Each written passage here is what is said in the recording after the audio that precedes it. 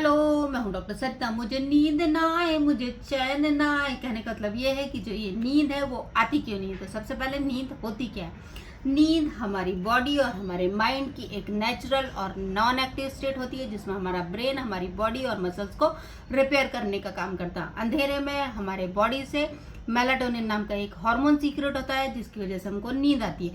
नींद की दो स्टेजेस होती हैं। नॉन रैपिड आई मूवमेंट, जिसमें हमारा ब्रेन जो है ग्रोथ हार्मोन सीक्रेट करता है और हमारे मसल्स को रिपेयर करता है। दूसरा होता है रैपिड आई मूवमेंट, जिसमें हमको बहुत सारे सपने आते हैं और हमारी लॉन्ग टर्म मेमोरी फिक्स होती है। अब नींद ना आने की वजह से आपको क्या होता है, आपका फोकस कम होता है, आपका कंसंट्रेशन कम होता है, आपका हार्मोनल इम्बैलेंस होता है, मतलब आपको बहुत भूख लगती है और आपका वेट भी गेन होता है।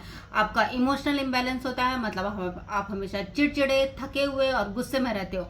आपकी मेमोरी कम हो जाती है।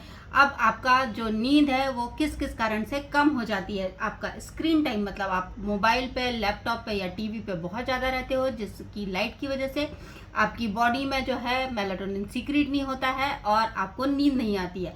आपको सोने और जागने का कोई पैटर्न नहीं है, आप कभी भी सोते हो और कभी भी जागते हो।